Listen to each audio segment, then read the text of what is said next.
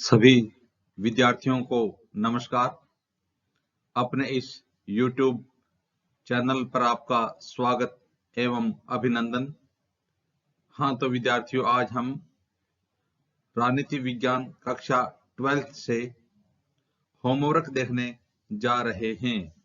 तो आज की कक्षा रहेगी 12th, विषय रहेगा राजनीति विज्ञान। आज का अध्याय है 5वां और आज के प्रकरण का नाम है कांग्रेस प्रणाली, चुनौतियां और पुनर्स्थापना। तो देखते हैं आज के पाठ के महत्वपूर्ण प्रश्नोत्तर।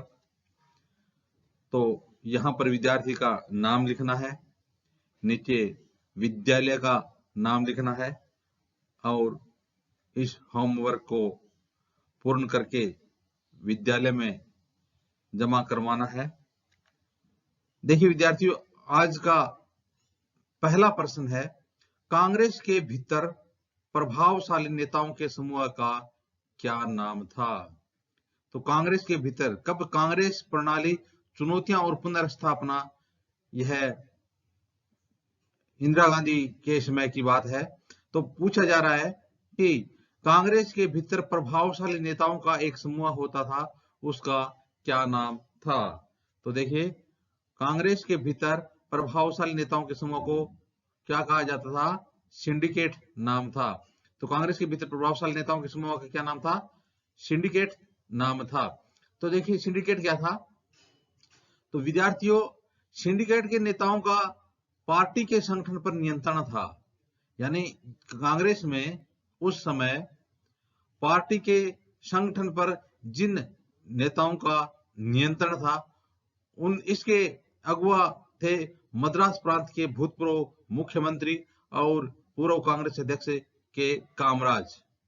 सिंडिकेट ने इंदिरा गांधी और लाल बहादुर शास्त्री को प्रधानमंत्री बनाने में महत्वपूर्ण भूमिका निभाई थी। तो अब जान गए होंगे सिंडिकेट क्या था।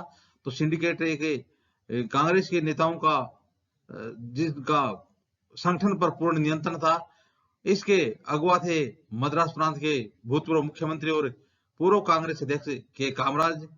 सिंडिकेट ने इंदिरा गांधी और लाल बहादुर शास्त्री को प्रधानमंत्री बनाने में महत्वपूर्ण भूमिका निभाई थी। तो इस प्रकार से यह एक पार्टी के नेताओं का एक संगठन था जिनका पार्टी पर नियंत्रण था। अब अगला प्रश्न आता है, इंदिरा गांधी ने 1967 में कौन से कार्यक्रम चलाए? तो कौन कौन से कार्यक्रम चलाए इंदिरा गांधी ने? कब? 1967 में। तो देखिए, इंदिरा गांधी ने 1967 में 10 सूत्री कार्यक्रम अपनाया। कौन सा? 10 सूत्री कार्यक्रम अपनाया। कब? अब प्रश्न बनता है कि 10 सूत्री कार्यक्रम इंदिरा गांधी द्वारा कब अपनाया गया? 1967 में। प्रश्न बनता है कि इंदिरा गांधी ने 1967 में कौन सा कार्यक्रम अपनाया? तो यह था 10 सूत्री कार्यक्रम।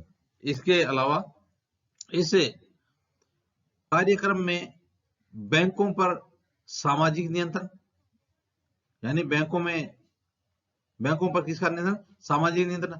आम बीमा के राष्ट्रीयकरण, शहरी संपदा और आय के परिसीमन, खाद्यान्न का सरकारी वितरण, भूमि सुधार तथा ग्रामीण गरीबों को आवासीय भूखंड देने आदि कार्यक्रम चलाए। तो देखिए, इंदिरा गांधी ने 1967 में एक कार्यक्रम अपनाया था, उसका नाम था 10 सूत्री कार्यक्रम।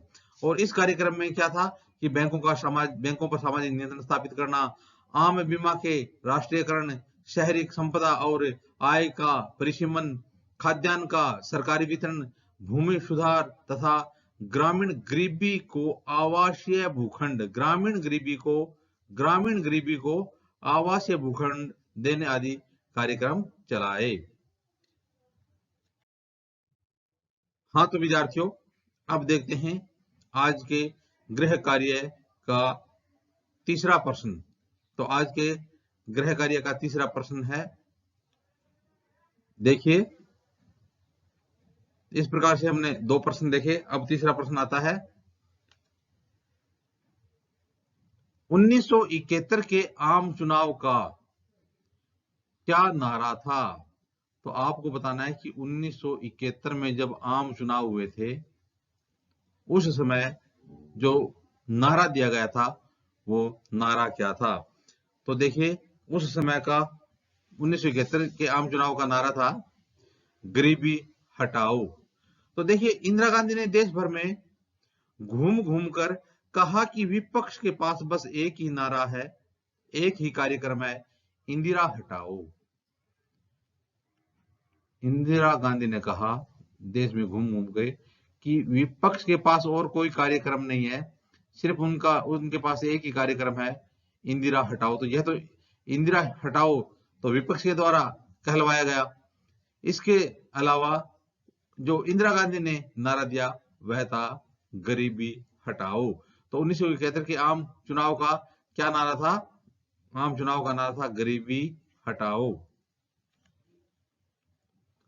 प्रश्न नंबर 4, ग्रैंड अलायंस में कौन कौन से राजनीतिक दल शामिल थे? कह रहा है कि ग्रैंड अलायंस में कौन कौन से राजनीतिक दल शामिल थे?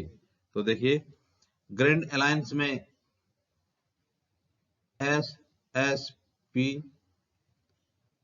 पीएसपी, भारतीय जनसंघ, स्वतंत्र पार्टी और भारतीय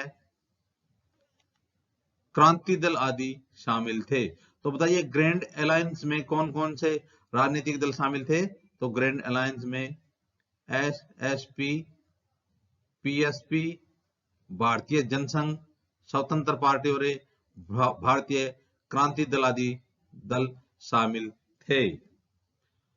अब देखते हैं 5वां प्रश्न, 1971 के आम चुनाव में कांग्रेस आर। तो देखिए, कब 1971 के आम चुनाव में कांग्रेस आर प्लस से कांग्रेस आर जिसका नेतृत्व तो पूर्व प्रधानमंत्री श्रीमती इंदिरा गांधी कर रही थी, प्लस सीपीटी के गठबंधन को कितनी सीटें मिली? तो आपको बताना कि 1971 के जो आम चुनाव थे उसमें कांग्रेस आर जिसका नेतृत्व पूर्व प्रधानमंत्री श्रीमती इंदिरा गांधी कर रही थी, प्लस सीपीटी के गठबंधन को कुल कितनी सीटें मिली? तो देखिए, इस गठबंधन को 375 सीटें मिली थी। कितनी सीटें मिली थी? 375 सीटें। तो किसको? कांग्रेस आर और सीपीटी दोनों को मिलकर मिली थी। अकेले कांग्रेस आर को इसमें 352 सीटें मिली थी। कितनी? 352। इस प्रकार से सीपीटी को 23 सीटें मिली थी। कितनी सीपीटी को कितनी मिली थी? 23 सीटें मिली थी। तो इस प्रकार से 1971 के आम चुनाव में कांग्रेस और सीपीटी को एक बहुत बड़ा बहुमत हासिल हुआ था। तो विद्यार्थियों, आज का हमने होमवर्क देखा।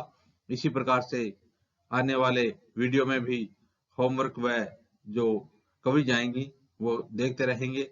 आप भी अपने इस YouTube चैनल के साथ बने रहना। वीडियो देखने के लिए आपका धन्यवाद।